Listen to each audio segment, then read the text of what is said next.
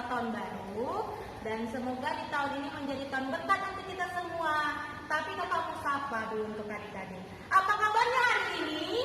Dahsyat, ajaib, yeay, luar biasa. Adik, mari kita bernyanyi Yesus cinta semua anak.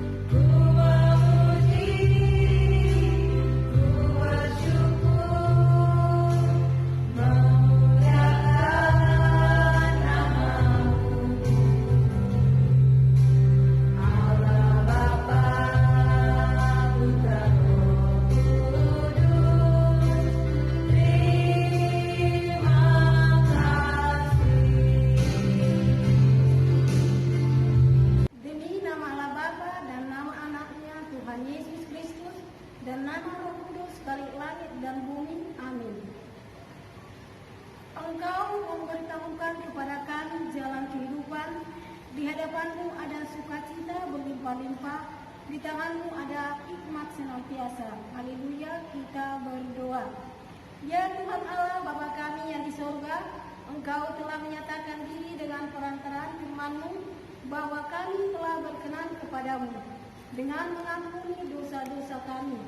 Nyatakanlah diri-Mu di dalam hati kami, agar kami mengenal Engkau dan mendengar suara anak-Mu, dan kami menerima Roh-Mu yang kudus karena anak-Mu yang kekasih, Tuhan Yesus Kristus Tuhan kami. Amin. Oke adik-adik, nah di sini siapa di sini yang anak Tuhan? Nah, kalau dia anak Tuhan, pasti Tuhan ini adalah Raja di atas segala raja. Maka dari itu, mari kita bernyanyi, Aku Anak Raja.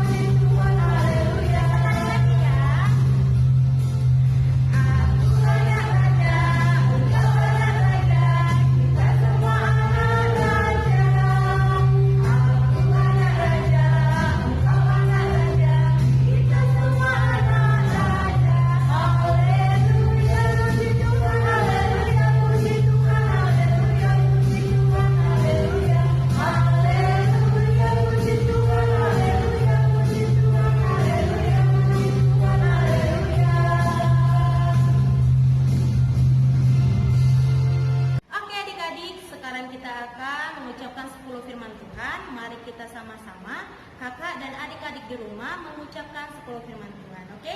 1, 2, 3, ya. 10 firman Tuhan. 1. Akulah Tuhan Allahmu, jangan ada padamu Allah lain di hadapanku.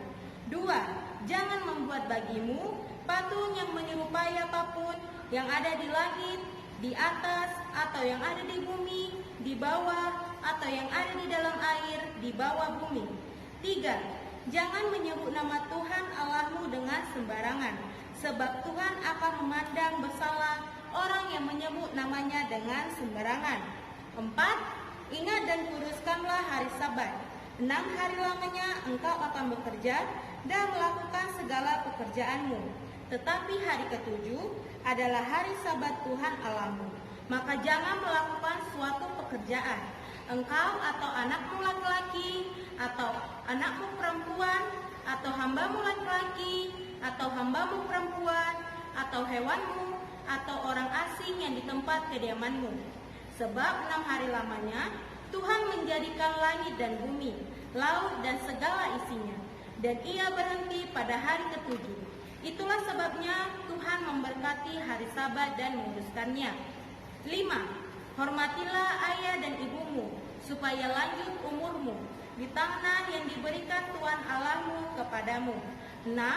Jangan membunuh. 7. Jangan berzina. 8. Jangan mencuri. 9. Jangan mengucapkan saksi dusta tentang sesamamu. 10. Jangan mengingini rumah sesamamu. Jangan mengingini istrinya, atau hambanya laki-laki, atau hambanya perempuan, atau lembunya, atau keledainya, atau apapun yang dipunyai sesamamu. Amin. Nah adik-adik, untuk ayat hafalan minggu depan, mari kita buka bersama-sama. Tertulis di Amsal 11 ayat 5. Sekali lagi, untuk ayat hafalan minggu depan tertulis di dalam Amsal 11 ayat yang kelima. Mari kita baca bersama-sama ya. Jalan orang saleh diratakan oleh kebenarannya, tetapi orang fasik jatuh karena kefasikannya. Amin. Adik-adik, mari kita bersiap-siap. Siapa yang belum mengambil Alkitabnya untuk mendengarkan firman Tuhan, diharapkan untuk mempersiapkan, ambil Alkitabnya dan duduk dengan rapi sambil bernyanyi firman-Mu pelita bagi kami.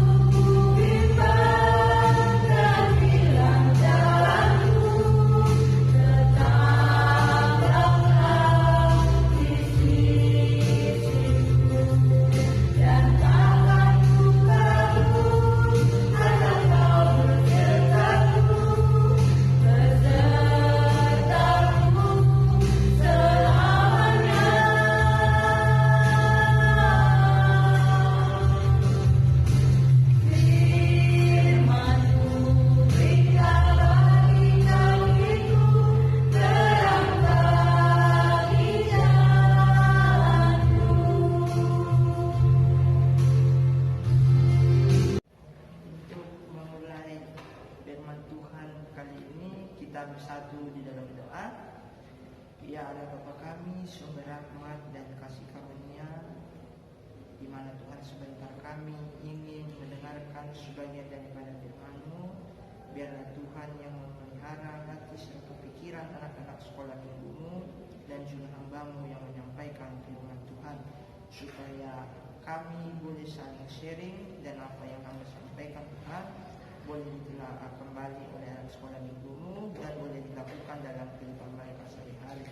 Ini doa kami Tuhan, di dalam nama anak Tuhan Yesus Kristus, dosa kami. Amin.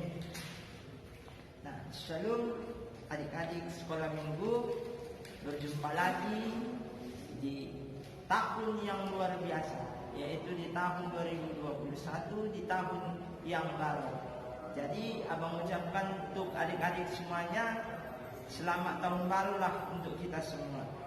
Nah, di bulan Januari ini hari yang sangat berbahagia. Di minggu tanggal 17 Januari 2021, minggu kedua setelah Epifanias. Nah, firman Tuhan diambil dari Kisah Para Rasul 18 ayat 24 sampai 28.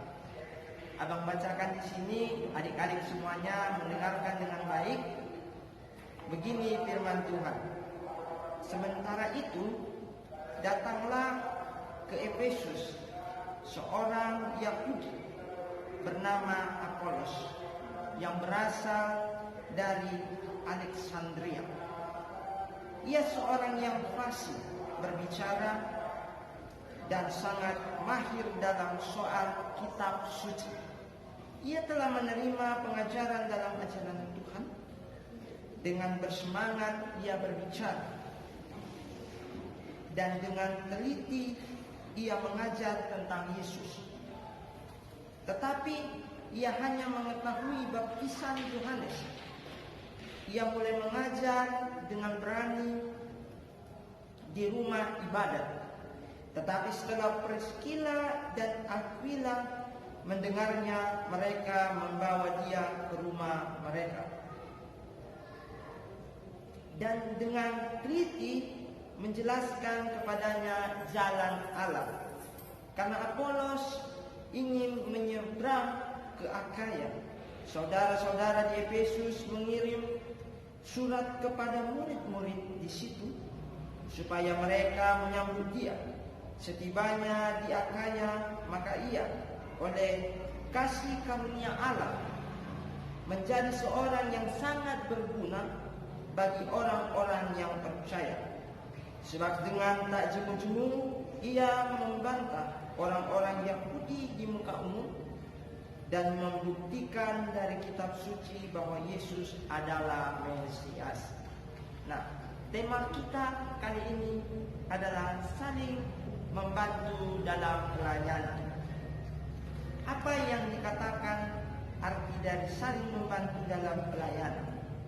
Nah, nats kita hari ini berbicara yang namanya tentang pelayanan. Pelayanan siapakah itu? Pelayanan guru sekolah minggu kah? Apa pelayanan amang pendeta tiap minggu? Atau pelayanan situa di gereja? Nah, yang ingin dijelaskan di sini adalah pelayanan Apolos di Efesus atau di Akaya bersama ada temannya di sini. Siapa temannya? Bisa kita lihat di ayat yang 26, yaitu Priscilla dan Aquila. Ini teman-teman mereka yang membantu Paulus nantinya atau Apolos dalam pelayanannya. Nah, kemudian saling membantu dalam pelayanan ini maksudnya bagaimana? Ayo, siapa yang tahu? Apakah saling membantu di sini maksudnya pendeta saling membantu dengan guru sekolah minggu untuk melayani adik-adik sekolah minggu? Nah, apakah benar seperti begitu?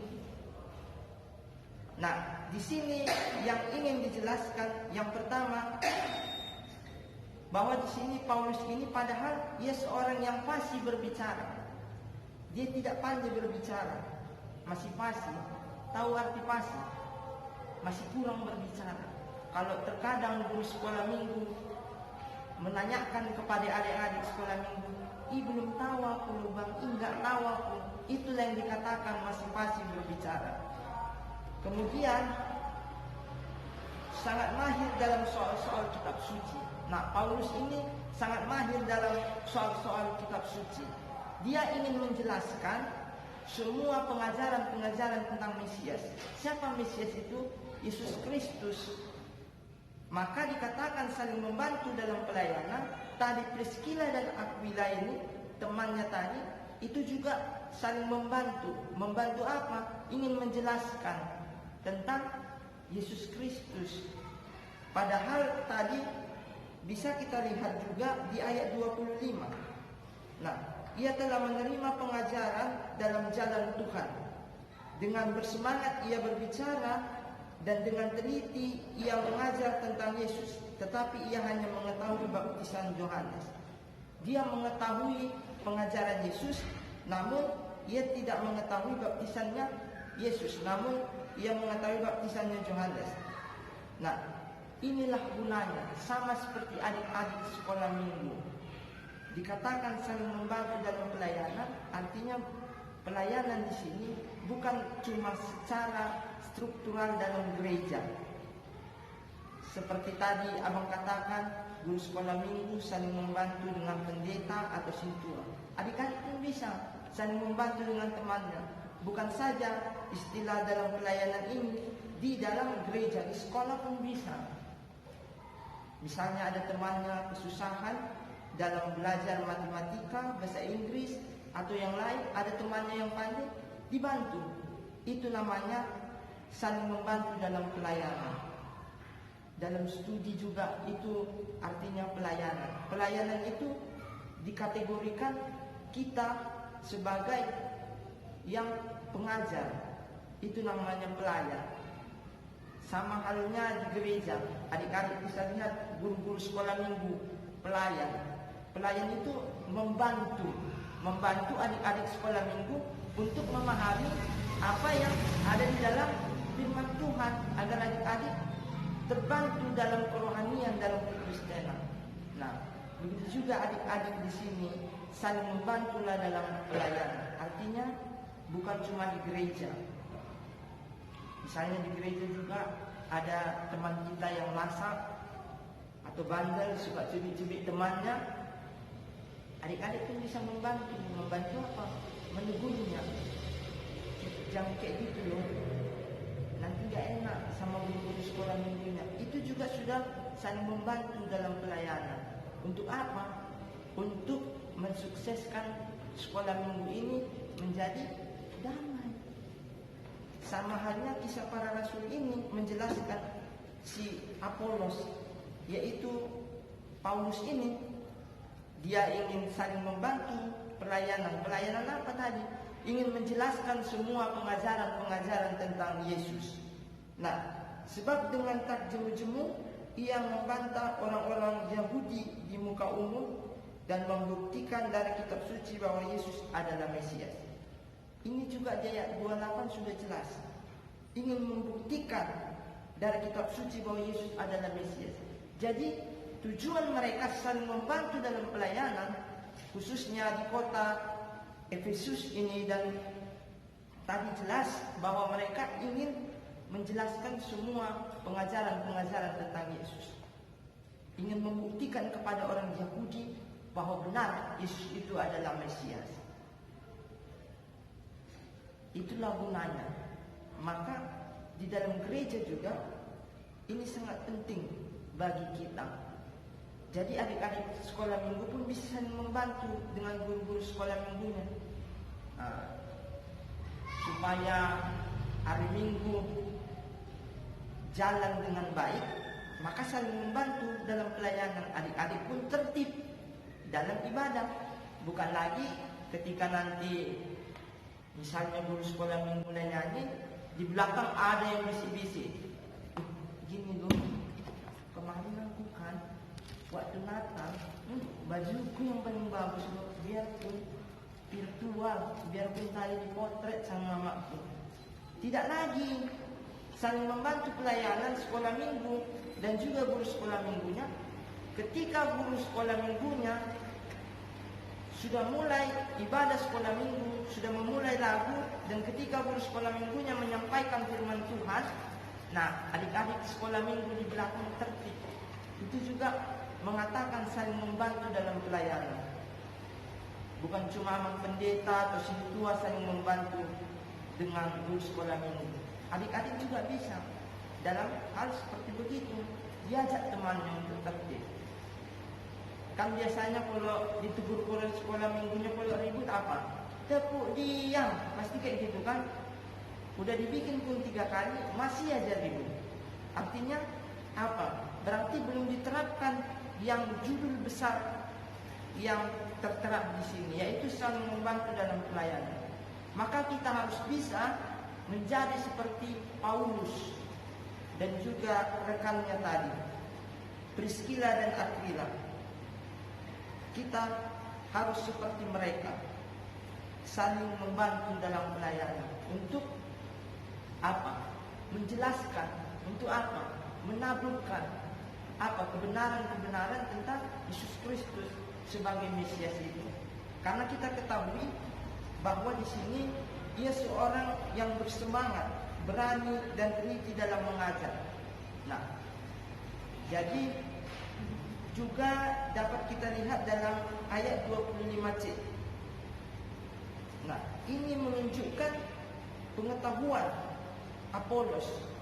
Dia itu adalah orang yang ahli dalam membahas kitab-kitab suci untuk menaburkan setiap kebenaran-kebenaran tentang Yesus Kristus.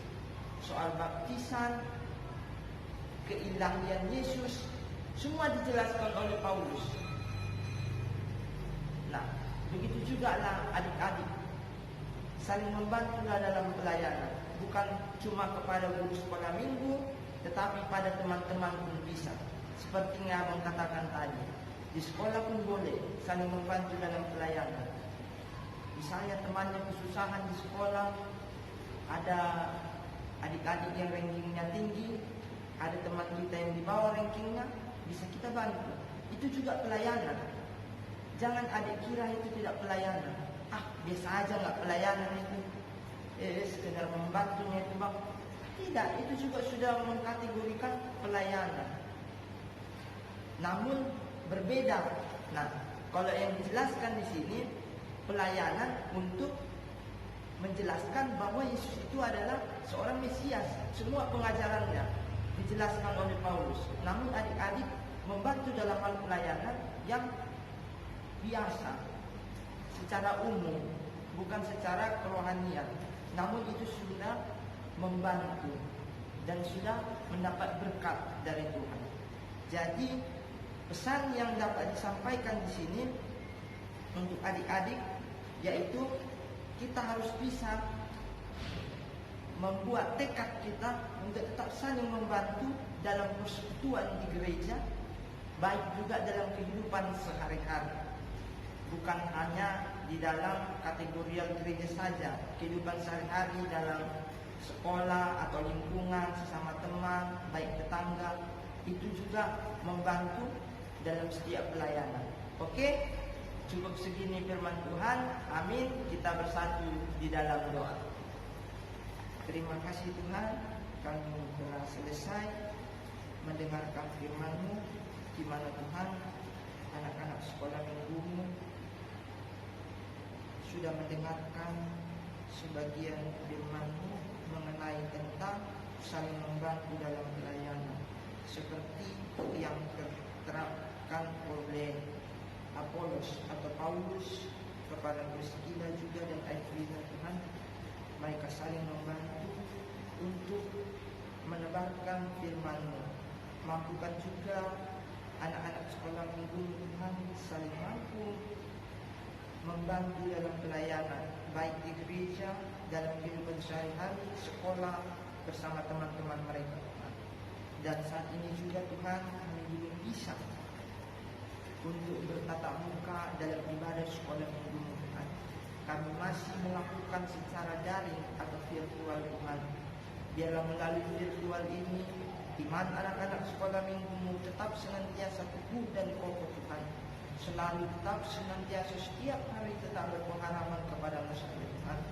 Biarlah melalui firman-Mu ini mereka tertopang dan berpegang teguh hanya ke dalam tangan pengasihan-Mu saja. Ini doa kami Tuhan, di dalam nama anak-Mu Yesus Kristus saat kami hidup. Amin. Sebelum kita memberikan persembahan, kita dengarkan dulu ayat persembahan yang diambil dari Mazmur 100 pasal 116 ayat 17 sampai 18. Demikian firman Tuhan. Aku akan mempersembahkan korban syukur kepadamu dan akan menyerukan nama Tuhan. Aku membayar najarku kepada Tuhan di depan seluruh umatnya. Demikian firman Tuhan. Kita memberikan persembahan sambil bernyanyi. Aku bawa dan berikan persembahanku. Kita mulai, kita sambil bernyanyi, sambil berikan persembahan. Aku bawa dan berikan persembahanku pada Yesus, pada Tuhan Juru Selamatku. Aku bawa dan berikan persembahanku pada Yesus, pada Tuhan Juru Selamatku. Kita tutup ibadah kita berdoa. Ya Allah Bapa kami yang ada di surga, Engkaulah sumber segala berkat dan rahmat. Kami persembahkan di sini sebagian dari Engkau berikan kepada kami sebagai korban persembahan kami kepadamu. Adapun yang kami persembahkan ini adalah yang kami terima daripadamu, karena apakah kami sehingga dapat memberi kepadamu. Kasihanilah kami, terima korban persembahan kami ini menjadi dupa yang harum di hadapanmu. Berkati dan peliharalah agar kami menggunakan persembahan ini untuk kejayaan kerajaan-Mu di tengah gereja-Mu di seluruh dunia. Bukalah hati kami dengan Roh-Mu yang kudus itu, agar kami senantiasa mengucapkan terima kasih kepadamu dengan nama Yesus Kristus Tuhan kami. Amin. Mari kita sama-sama mengucapkan doa Bapa kami. Bapa kami yang di surga, dikuduskanlah nama-Mu, datanglah kerajaan-Mu, jadilah kehendak-Mu di bumi seperti di surga. Berilah kami pada hari ini makanan kami secukupnya, dan ampunilah kami akan kesalahan kami, seperti kami juga mengampuni orang yang bersalah kepada kami. Dan jangan membawa kami ke dalam pencobaan, tetapi lepaskanlah kami daripada yang jahat, karena Engkau yang punya kerajaan dan kuasa dan kemuliaan sampai selama-lamanya. Amin. Kita terima berkat dari Tuhan. Tuhan memberkati kita dan melindungi kita. Tuhan menyinari kita dengan wajah-Nya dan memberikan kita